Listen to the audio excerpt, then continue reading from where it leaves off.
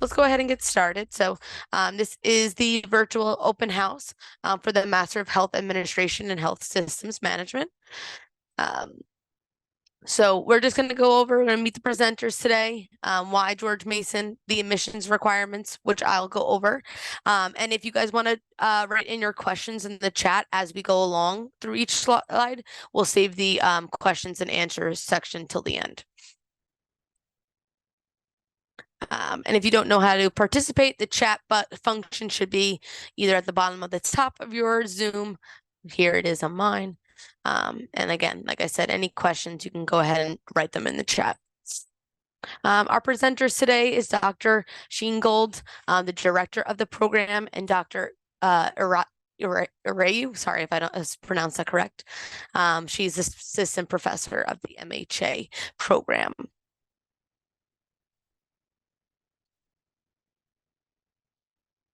Alrighty. You're muted. Perfect. Can you go back to the previous slide? Oh, yeah, perfect. Yeah. So, Dr. Shango, you can introduce yourself and then I'll introduce myself. Sure. Yeah. So I'm Dr. Sheingold, and I've been with the program since 2018. I was the interim director until I was hired permanently in 2020. So I was a pandemic hire. Prior to that, I worked at GW as a program director for 10 years. And I love working for George Mason. I think it's it's one of the best schools that you could choose, a value for the dollar and the quality of education that you receive there. And one of the highlights of my job is to work with Dr. Maria Urio, and we work very closely together with the students on campus and online. And so I'll turn it over to her. Yes, yes, my name is Dr. Maria Urio. I'm an assistant professor in the Department of Health Administration and Policy. I came to George Mason about 3 years ago, towards the end of COVID. And I previously worked at Johns Hopkins Healthcare, where I managed the reaccreditation process for their 3 lines of business. And that was covering about 275,000 members. So outside of work, I am a co-founder of a nonprofit that does STEM in these Haymarket area. That's where I live. And yes, it's been a pleasure working with Dr. Sheingold. We work really closely together. I'm on the online side.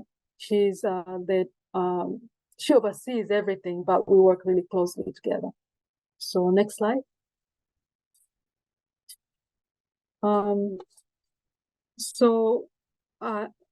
So what makes our program unique? Out of these 4 areas here, we're CAMI accredited, and we're first accredited in 2019. So the process is very rigorous, requiring on-campus visits by the CAMI accreditors and reviewing of documents, interviewing faculty, students, and alumni.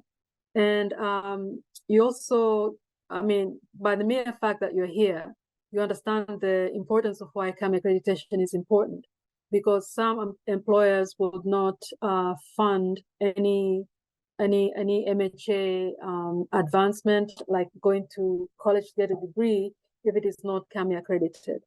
We are ranked 32nd in US News and World Report. And we also have a flexible format. That means that our classes are asynchronous, but because we want to encourage community amongst our online students, sometimes we encourage professors to have some classes to be synchronous, but that's not, it's not required that you attend them. But if you want to get to know your fellow students and the professors to know you, it is good that you at least attend one of these synchronous sessions. And then, of course, the opportunities that you'll get outside of the classroom. We will talk about that more later. Doctor, before you move on, I think maybe Dr. Shango, you want to talk about the Canon Award? Yes, thank you for that. We received an award. This was a national competitive award earlier this year, and it was for sustainability in healthcare education. And it was given to us by CAMI, our accreditors, in conjunction with Canon, the sustainability board. So it was a combination of those two that voted for our program to receive it. There's only one every year, one program that gets it, and we received it this year. So that was a huge honor, and we have some prize money that was given to us in conjunction with it, that Dr. Uriel and I have put together a one-of-its-kind competition with integrated teams from 5 different schools: Hopkins, VCU, GW, Uniformed Services University, and of course, George Mason. So we're piloting that in next week. Actually, it's coming up quickly. I also wanted to mention our ranking with U.S. News and World Report is new. We ascended in the rankings this year, and so we were really happy about that. So we rose in the rankings and are higher now. So thank you. Thank you. Next slide. Okay, so in terms of learning outcomes, students that go through our MHA program are taught from a curriculum that is designed to develop their competencies or proficiencies in these 5 areas: knowledge of the healthcare system and healthcare management, communication, interpersonal effectiveness, critical thinking, analysis and problem solving, management and leadership, professionalism and ethics. And these areas are necessary if you want to be successful as a mid-career or executive level management professional. And I think we do not come up with these competencies randomly. They are all recommended, and we get feedback from an advisory board that is composed of members that are working actually in industry right now. Dr. Shango, would you like to add anything to this?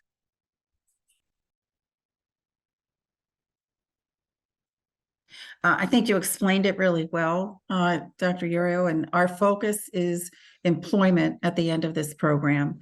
Everything we do, all of the input we seek from students, from employers, from organizations at a national level is geared towards making sure when you complete this degree that you're a highly sought after candidate for jobs.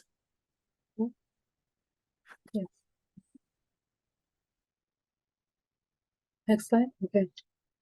So our curriculum is flexible, and actually quite a number of changes occurred within the last 2 years. So we currently have 2 concentrations right now. Quality concentration is new, and executive concentration is what previously the MHA program was or is. So in terms of the curriculum, the core requirements are shown here on the left. These 9 classes are 3 credits each, and we have classes that are you have to take the class in global community health, 500. That being because we're a College of Public Health, we want to have all our students in this college have at least an introductory understanding of what public health is, and then veer off in different directions based on their pursuits or whatever they're interested in. So after you finish all these required classes on the left, then you can determine whether you want to do quality. Then you pick the quality classes, and then the executive concentration, if that's what you want, to select from there. And all of these in total are going to be 45 credits in total. And this is a change from, it used to be 47 credits. So we are becoming efficient and cognizant of what it is that industry wants. Next slide. Dr. Shango, would you like to talk about this one? Sure. So every student online or on campus finishes a capstone project within the organization as their their final class in the program. So this is set up with a preceptor in an organization local to your area. Some of them are remote, but we have had students placed nationally, since this is a national program, and they work with preceptors that have, everybody needs extra help. They have a lot of high-level projects that they don't have time for or can't afford to hire consultants for, and that's where our students come in. So just one example of a project from last year was the on-time starts in the operating room. They lose a lot of money, they, meaning the hospitals and the surgical suites, if the surgeries don't begin on time at 7 a.m. So we had a student who was a secret shopper in the OR, and she went in there and had a checklist of why it wasn't starting on time. So she did this for the whole semester of her project. In the end, it turned out that the reason most frequently it wasn't starting on time was the surgeons weren't there on time. So that was really good feedback for the organization. And they went back to the surgical team, with that information to make changes. And one of the changes was if they did not start on time 3 times in a row, they couldn't have their first OR start time.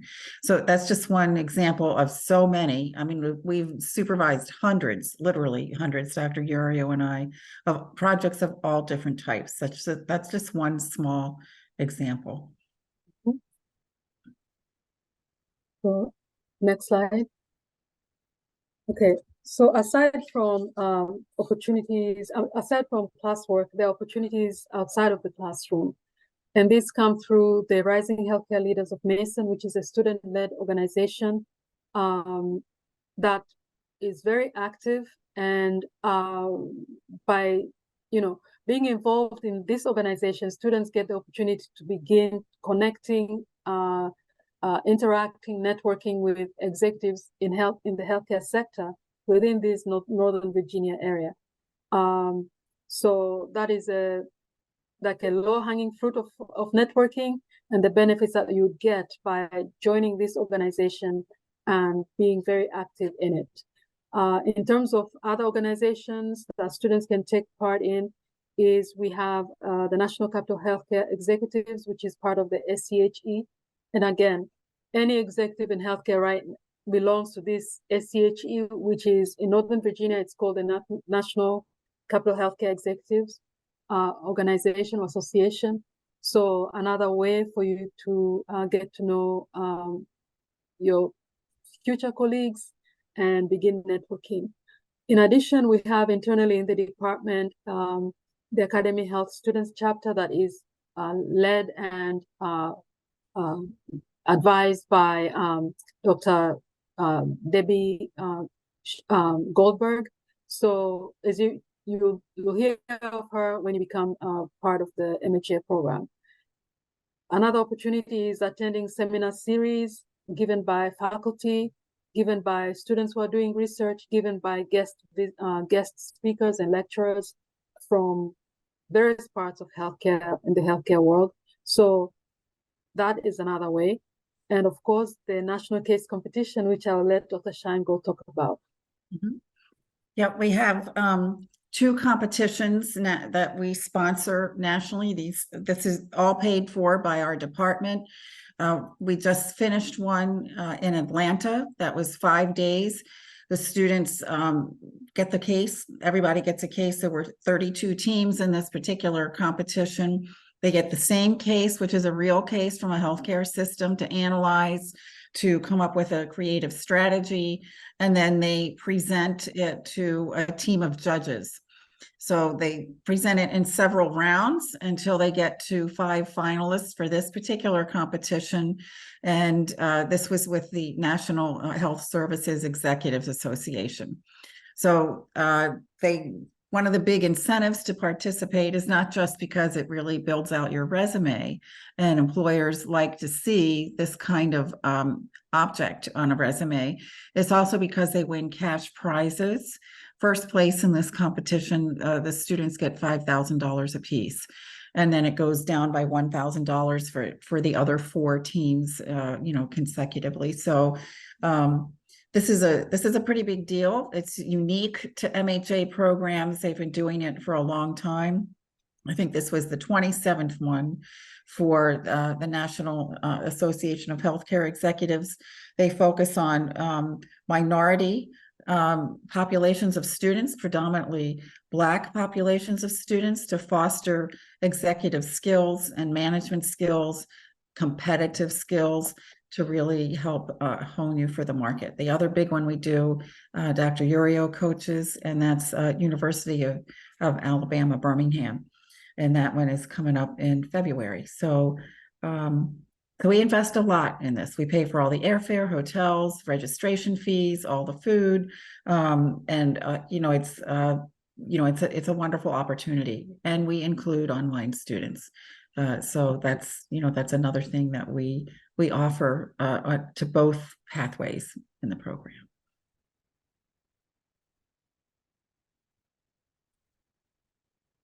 Alrighty. So this is my portion of the presentation.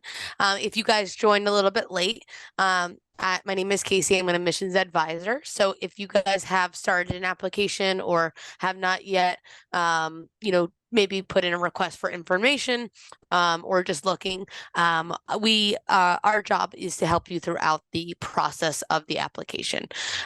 So we do like to have students, a prerequisite is obviously a bachelor's degree. We also like to see students' work experience. So we do ask for that as well, to have some work experience, and not none. Or just recent graduates is what we're kind of hinting at there. We do ask for your resume. We will ask for a statement of purpose, which is an essay about 750 to 1,000 words.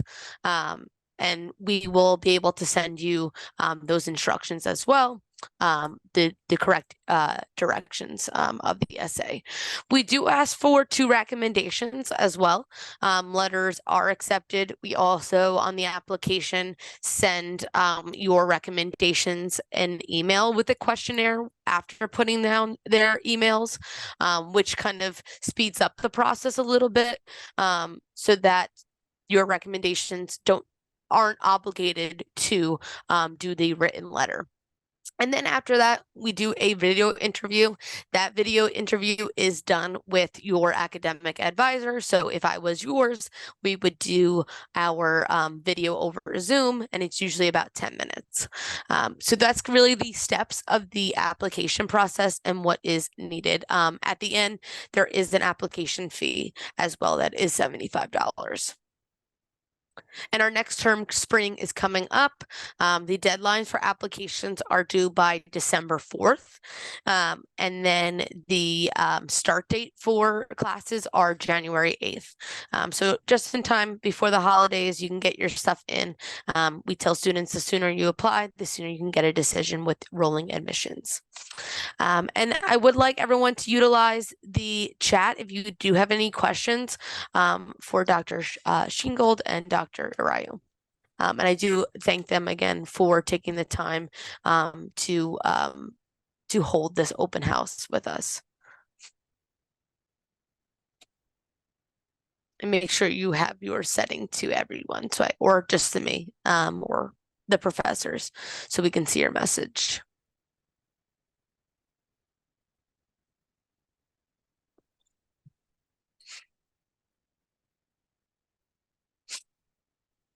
And that's our phone number as well, to get information from us about the program. I also will put down my contact information in the chat. If you have not requested information already, or you are ready to start applying, feel free to email me, and we can go ahead and get you started on the application process.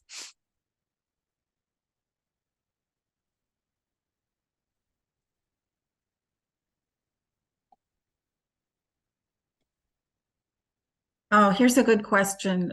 Benjamin, thank you for asking this. Are you able to take more than one class at a time? You can't take more than one class at a time because they're only 7.5 weeks. And we have it set up so that you would take one class and then the other consecutively, so that so that you could complete it in the 2 years that we allow for it. So it's often 2 years and a little bit over for one semester for your capstone project. That's a very good question.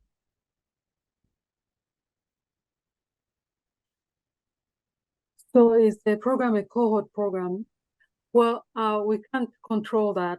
We would like for it to be a cohort program as much as possible, but then sometimes 1 or 2 or 3 students may decide to, for one reason or the other, take time off for a semester, and then those students are out of sync. So yeah, it's really up to you as a student to stay in sync with your group of incoming peers. I would say there's also times when a on-campus student may float into the online class because it's not being offered on campus and they need it to maintain their graduation timetable. So that you may see that occasionally as well. Yeah. good question.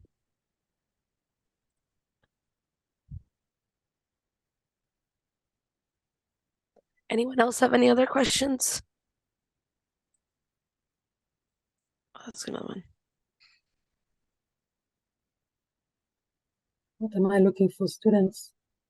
Well, aside from the GPA requirement, it's you have a goal that you want to attain, and this program is going to help you attain that goal, at least be a step 1 towards that goal. And many students have different reasons, so we look at everything: recommendations, what you have been doing, what you've been studying, and the quality of your letter and the interview that occurs. Yes. And I noticed that the attendance has gone up a little bit. It looks like we picked up 2 more people. So if you want us to circle back with you, and if you have any questions, if you missed part of what we said, please don't hesitate to put it in the chat. We're happy to help. I'll even go back. So, Dr. Shango, this question about, so can you attend class if you're predominantly online? Can you attend an in-class? Oh, that's a good, in person. That's a good question. And the answer is, we only let you transfer to on-campus classes one time. So if that's what you want to do and you're registered in the online pathway, you can transfer into the in-person classes, but you can't transfer back. So that's the policy that we have for that. However, we have a lot, and I'm not kidding when I say this, we have a lot of online students that come to campus regularly, and they come for all kinds of events. They come to meet guest speakers, to network. 2 of the officers that are currently in Rising Healthcare Leaders at Mason are online students. The vice president and the secretary are both online students. So we see a lot of online students because we have a lot of them that live in our area. We just had a huge event last month where it was for the whole College of Public Health, sponsored by Innova, hosted by Rising Healthcare Leaders at Mason, with 300 attendees, 300. So Rising Healthcare Leaders at Mason, the MHA program, is a huge mover and driver of opportunities for the entire college. So plenty of opportunities to come to campus, and we love it when you do. So I can't tell you how excited I am about that question. So, And to build off that, someone asked in the question and answer section, are the course offerings the same for on-campus and online? oh, that's a good one. Go ahead, Dr. Uriel. Yeah, the classes, the content is the same. There is only the number of weeks, the duration, but everything is the same. Yeah. Good question. It's a good one because our CAMI accreditation is one accreditation that covers both pathways because they are identical. They're a mirror image of each other, just like Dr. Urio explained. So that's why we're allowed, a little bit different than some programs, to have one accreditation because they are identical. Yeah. Good question.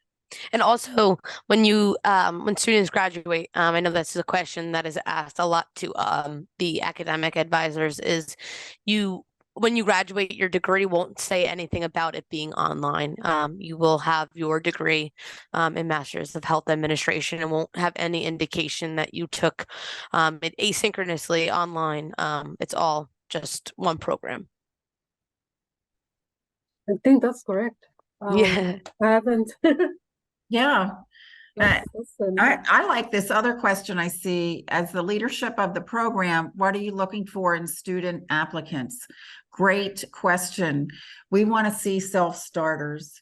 We want to see people that are proactive, that communicate, that are ready to roll up their sleeves and that will get out there and want to really make a difference in healthcare and, aren't afraid of hard work. Aren't afraid to interface with professors and their colleagues. And, that's what we look for. We want a self-starter, especially with an online program. You have to be your best advocate. I got another question here. When is the next time George Mason is scheduled for accreditation review? If you do know that. Yeah, I do know that. It's 2 years. So we're in our, we have 3 years of look back before we have to file because it's a 7-year accreditation. So we go up for accreditation again in 2026. So we'll be in our 3rd year of look back between 24, 25. We'll have to write our self-study and submit it, and they'll come the end of 2026 or the beginning of, the end of 25, beginning of 26. So we've gone through this 3 times. This will be our 4th cycle of CAMI accreditation. And we've never been on probation. We've always come in high with really good feedback from the accreditors. So that's a good question because, as Dr. Urio explained, you do not want to go to a program that's not CAMI accredited. And we have had a foot in that door for a very long time.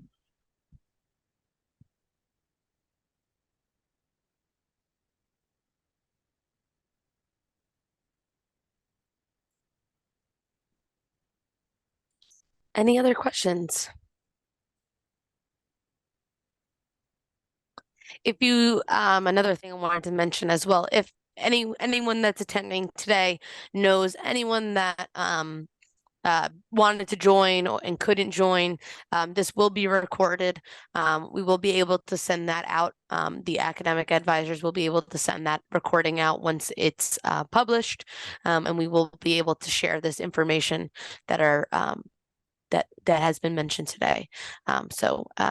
Again, I put my contact information at the top. So if you know anyone that needs a recording or anything like that, please reach out to me.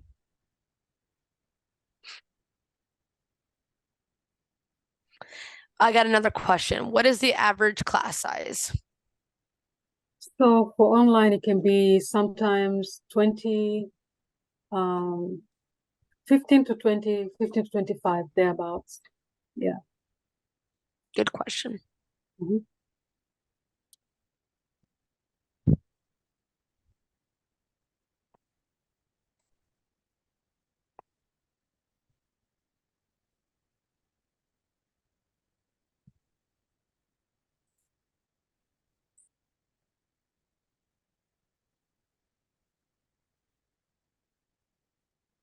Any final questions here? Give a couple more minutes. I just want to revisit that one about it taking 30 months to finish this program. It does not take 30 months. I see that up here that someone heard it took 30 months. So by taking one course at a time, and that's not true. Right. So it's only a 45 credit program. Of course.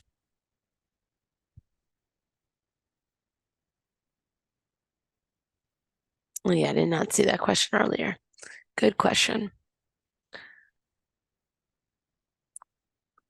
And thank you everyone for joining as well, taking your time tonight in your evening to join us. The attendance really matters, and we're happy that we could hold this for you all.